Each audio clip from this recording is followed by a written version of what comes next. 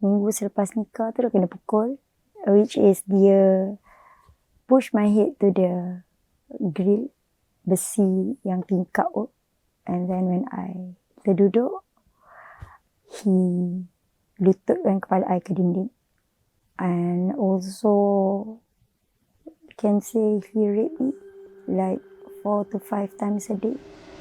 The CEO of Global Ikhwan Services and Business Holdings, or GISB, has been detained along with his wife as Malaysian police widen their raid over a child sex abuse case. Said that GISB will be investigated as an organised crime syndicate. For the weekend, as they continue their weeks-long probe into one of the biggest child abuse scandals in the country.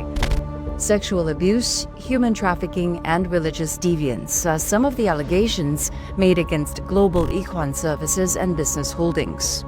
Zoe was a former member of the Malaysian conglomerate for 18 years. She told us that life in the cult-linked group was not far off from these accusations. This is her story.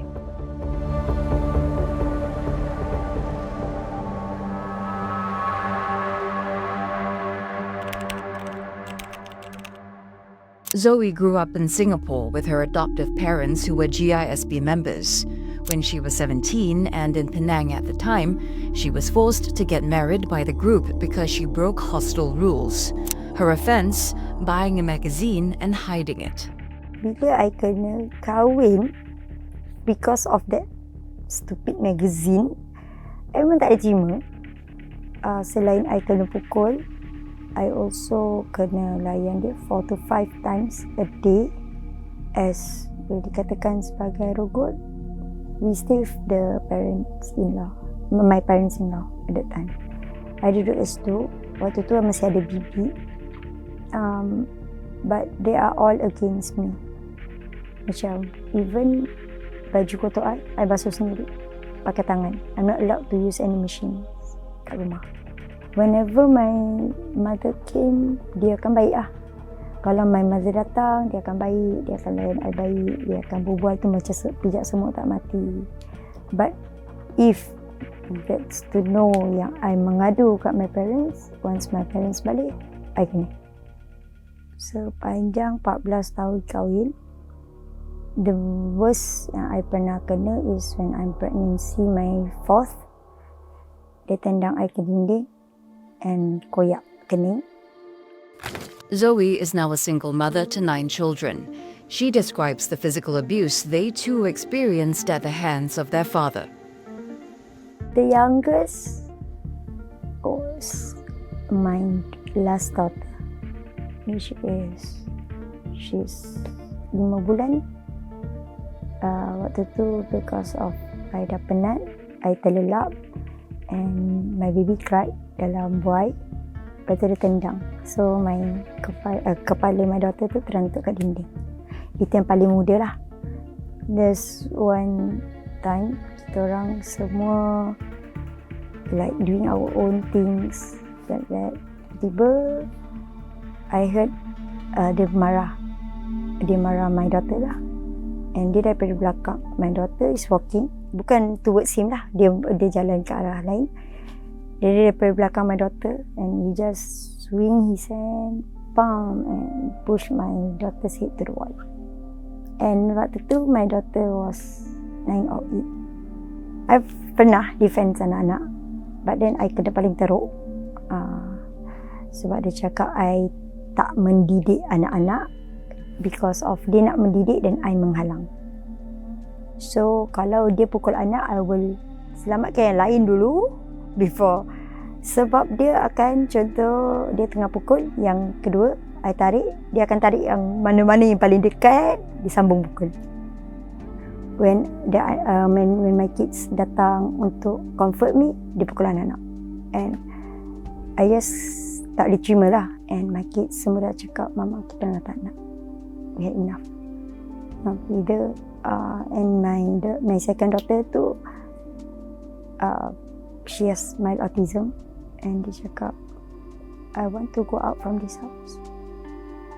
No matter kalau you keluar ataupun tak. I actually nak stop after 4. I nak stop having kids after 4 because I'm totally tired. After my 4th, I had one miscarriage, which the doctor said because of I dah burn out. I dah tak boleh. But my ex-husband tell me, kau tahu tak, kau sebenarnya tengah buat kerja Tuhan.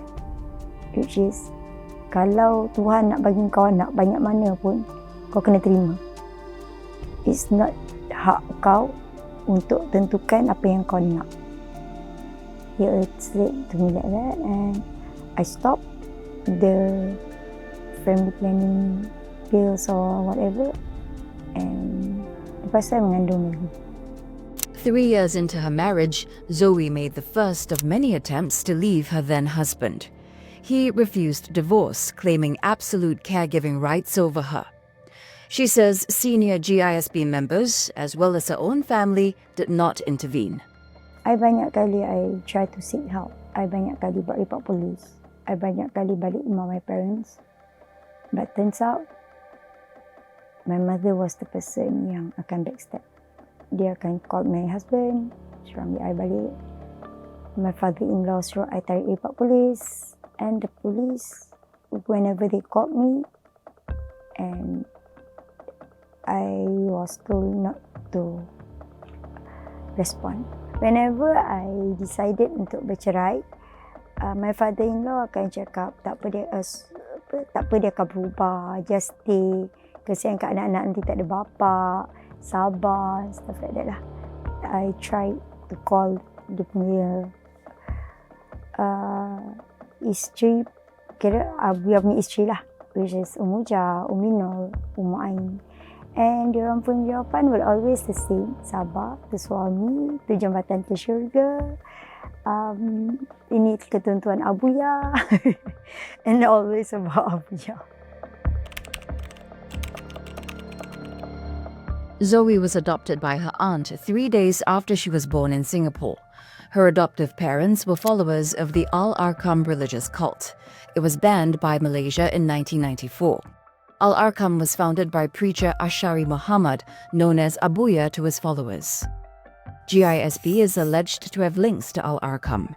Its members have been found practicing its teachings.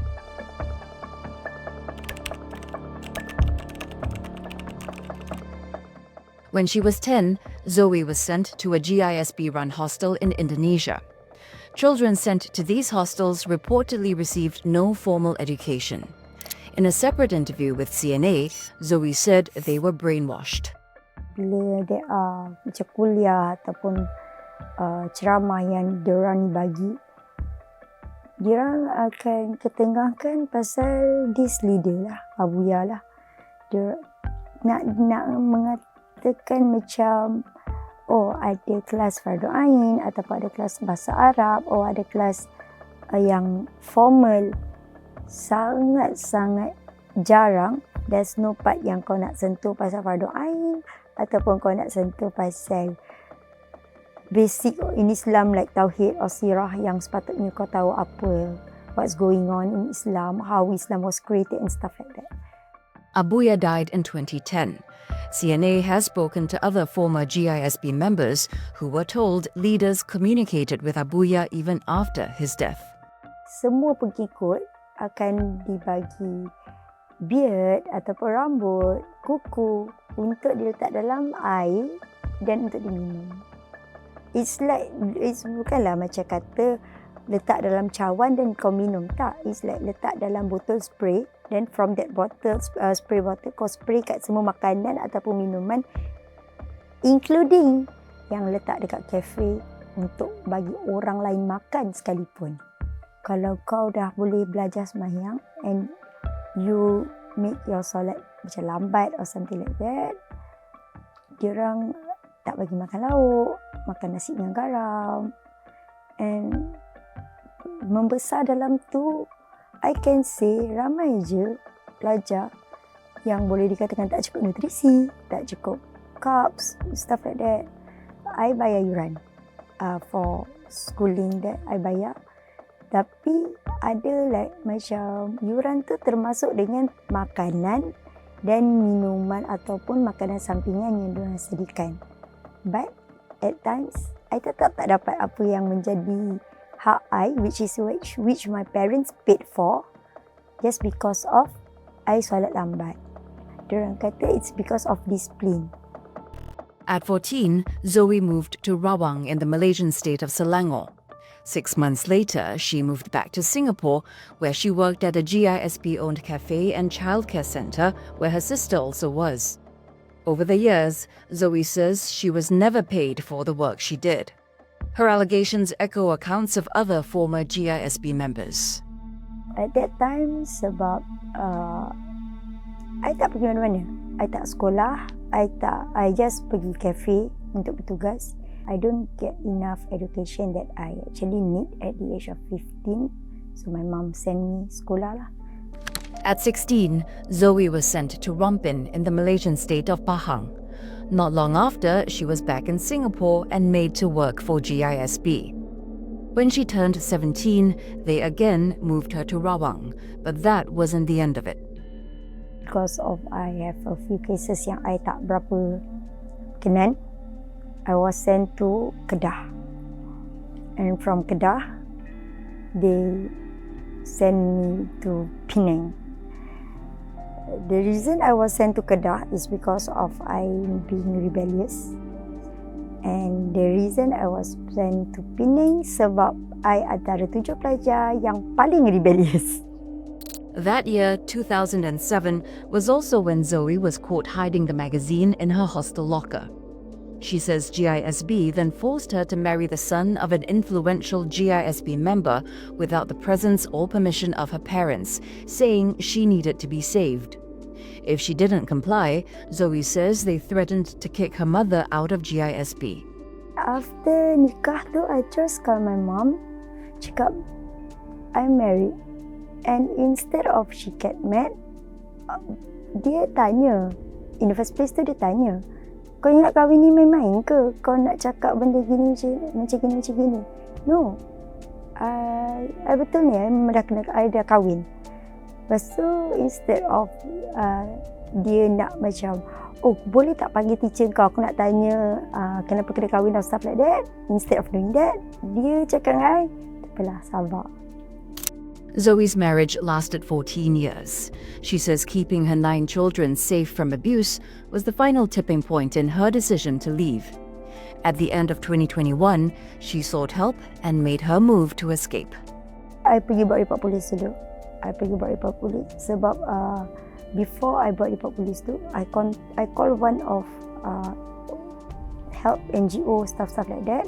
Dia cakap, whatever steps you want to take, whatever plans you are going for, first you kena buat report polis. Buatlah apa pun, tapi the first is buat report polis. Sebab kalau you tak buat, you yang salah. So I buat police report, and I buat sekali lagi police report sebab I bawa keluar anak-anak. And from there, my sister got Nadine and helped me throughout sampai I balik Singapore.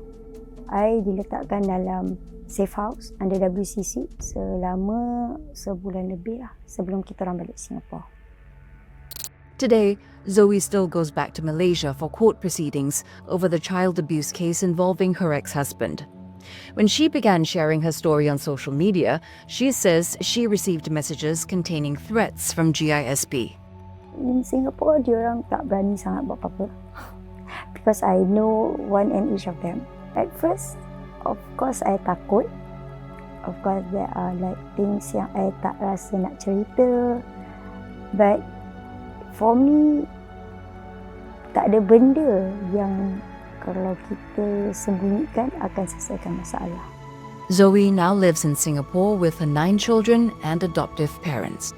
Sebab my focus now is I want to settle everything yang dekat Malaysia dulu before I betul-betul have a proper job in Singapore. Actually, my hopes not for my future, it's for my kids' future. I hope for them to have a better future, better life, better choices in life sebab I don't have that.